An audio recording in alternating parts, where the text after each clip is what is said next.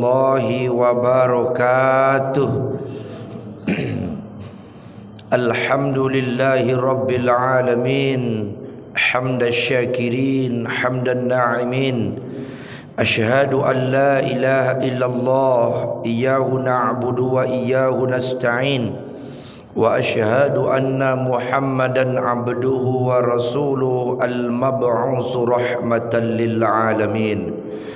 Qala Allah ta'ala fi kitabihil karim, a'udzu billahi minasy syaithanir rajim.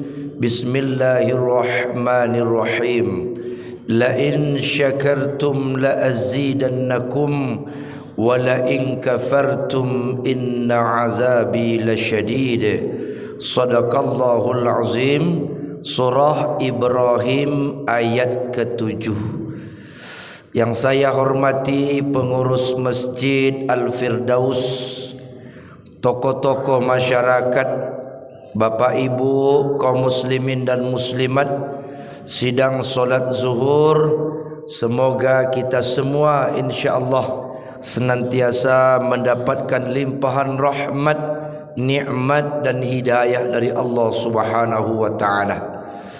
Alhamdulillah, mari kita bersyukur kepada Allah atas nikmat-nikmat yang telah Allah berikan kepada kita.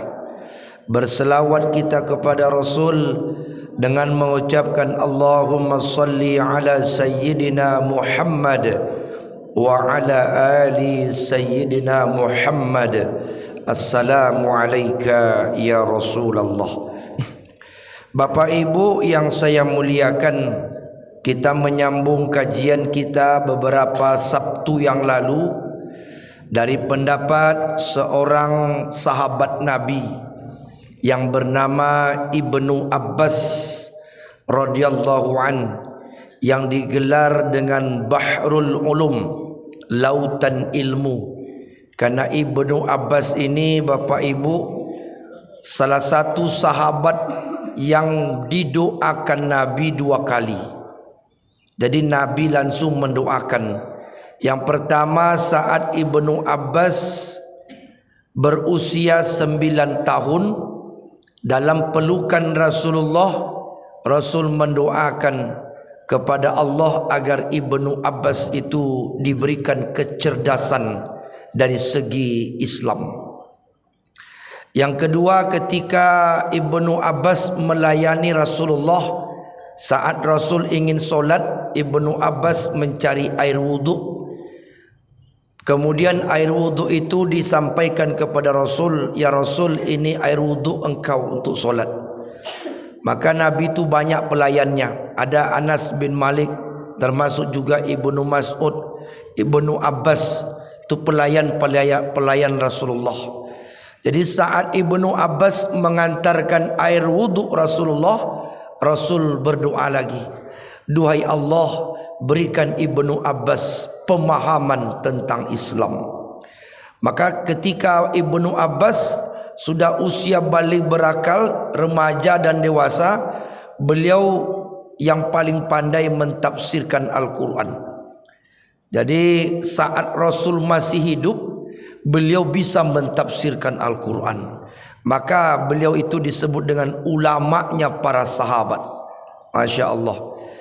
Golongan tabi'in pernah bertanya kepada Ibnu Abbas, ya Tuan Guru, apa tanda-tanda orang bahagia? Ibnu Abbas menjawab, yang pertama orang bahagia itu tandanya adalah qalbun syakirun. Ini sudah kita terangkan beberapa waktu yang lalu. Qalbun syakirun, hati yang senantiasa bersyukur kepada Allah. Maka orang yang selalu bersyukur itu bahagia dia, tenang batinnya. Tapi beliau juga mengatakan, rasa syukur itu bisa rusak, bisa pasat, lalu berganti dengan azab. Jadi ketika syukur itu rusak, dia berubah jadi azab. La in syakartum la azidannakum, jika kau bersyukur Allah tambah terus. Wala in kafartum inna azabi lasyadid. Tapi kalau kau tak bersyukur, kufur nikmat, azab Allah amat pedih. Apa 3 hal yang merusak rasa syukur itu? Inilah yang mesti kita hindari, mesti kita tahu dan hati-hati. Jangan sampai kita disebut orang yang tak bersyukur di sisi Allah. Yang pertama adalah innal insana khuliqa halu'a, suka berkeluh kesah. Jadi orang yang suka berkeluh kesah, mengeluh, sedikit-sedikit mengeluh, salah saja, mengeluh saja. Turun dari mobil ditanya tetangga, apa kabar pak? Payah ini kau. Masih punya mobil payah aja. Bayangkan yang tak punya mobil, enggak? Mengeluh juga. Rumah punya, kendaraan punya, masih mengeluh. Tak keluar kalimat-kalimat alhamdulillah. Seharusnya kita bagaimanapun susahnya tetap mengucapkan alhamdulillah. Maka orang-orang tua-tua kita dulu mengajarkan kepada kita, kalau hati kita ada harimau, mulut keluar kambing. Itu sebenarnya ajaran luar biasa. Supaya apa? Supaya kita tetap bersyukur, jangan mengeluh.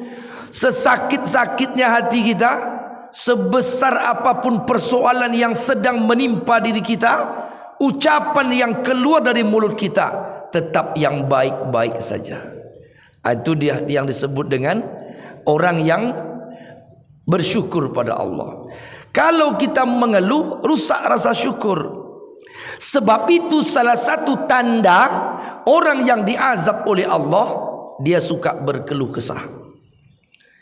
Jadi kalau bapak ibu sering mendengarkan orang mengeluh, itu tanda dia sedang diazab. Cuman kita tak sadar itu azab Allah. Di azab Allah itu jangan dianggap dipukul, dipalu, dibakar. Itu nanti di hari kiamat, di alam kubur, alam barzakh. Itu ada azab al-kubur.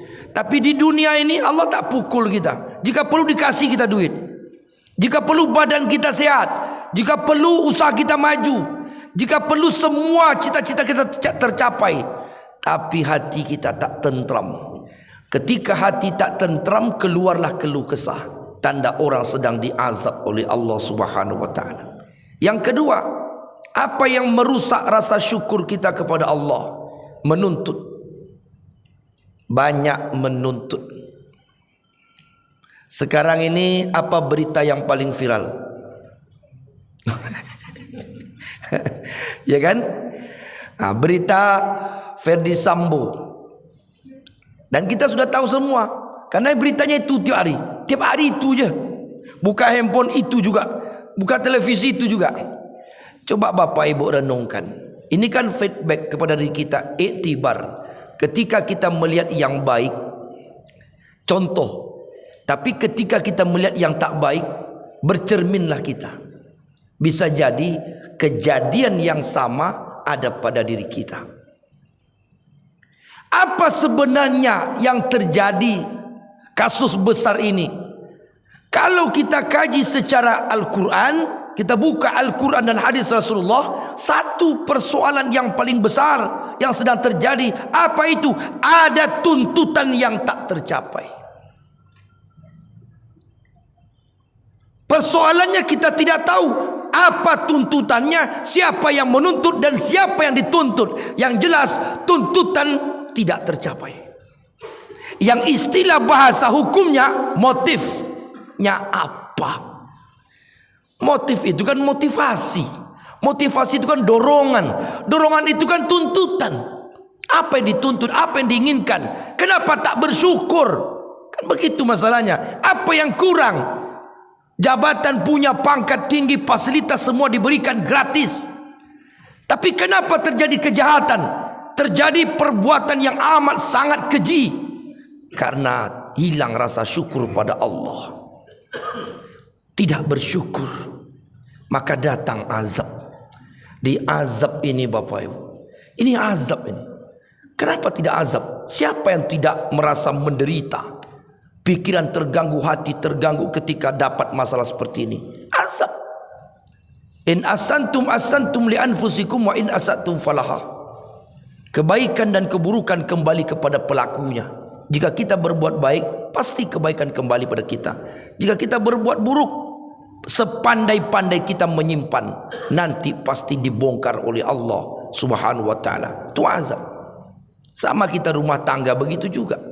Saya menontonkan sebuah video kepada istri saya. Coba tonton video ini. Lalu kita buat kesimpulan. Apa isi video itu Bapak Ibu? Suami menampar istri. Suami meninju istrinya. Lalu istri melawan dengan kata-kata kotor. Karena perempuan tak bisa melawan dengan tenaga, ucapan yang keluar. Kenapa ada ucapan yang kotor, ada tangan yang zalim, yang menganiaya? Gak masuk akal. Ini kan gak masuk akal Bapak Ibu. Kenapa ada laki-laki menampar istri? Kenapa ada laki-laki meninju istrinya sendiri? Ini di luar naluri yang sehat, di luar akal sehat. Karena Allah mengatakan ar-rijalu qawwamuna 'alan nisa. Laki-laki itu ditakdirkan Allah fitrahnya melindungi perempuan. Kita ini bapak-bapak ditakdirkan Allah melindungi perempuan, mengayomi, membimbing, menjadi pemimpin bagi perempuan. Tapi kenapa ada menzolimi perempuan? Ada masalah besar. Ternyata setelah diusut-usut, dulu Bapak Ibu, suami istri itu saling mencintai, saling menyayangi. Pasti siapapun kita, ketika pernikahan terjadi saling menyayangi, melindungi. Setelah berjalan sekian hari, sekian minggu, sekian bulan, sekian tahun, berubah, terjadi kekerasan. Dari mana masalahnya? Masalah berawal dari menuntut. Istri mulai menuntut, suami pun menuntut. Kecil-kecilan saja. Contoh, bang, bulan depan saya ulang tahun, apa hadiah untuk saya? Menuntut. Itu jangan diberikan pendidikan seperti itu. Patahkan pendidikan itu. Itu tidak baik. Ya, kalau suami mampu. Ada masanya suami tak mampu. Ketika permintaan istri suami tak mampu memenuhi, ketahuilah secara psikologi harga diri suami jatuh. Ketika perempuan meminta sesuatu kepada laki-laki dan laki-laki tak mampu memenuhinya, saat itulah perempuan menjatuhkan harga diri laki-laki. Dan laki-laki cara menutupi kekurangannya, menutupi kelemahannya dengan kemarahan.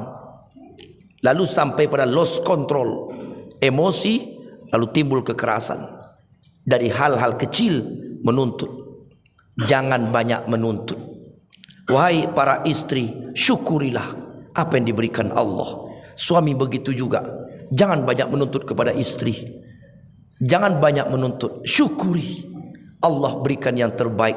Sudah cukup Allah berikan kepada suami tenaga, fikiran dan pekerjaan yang bagus, diberikan rumah tangga yang bagus, pakaian yang bagus, rumah yang layak, tempat berlindung yang layak, kendaraan yang layak. Jangan menuntut lebih dari itu.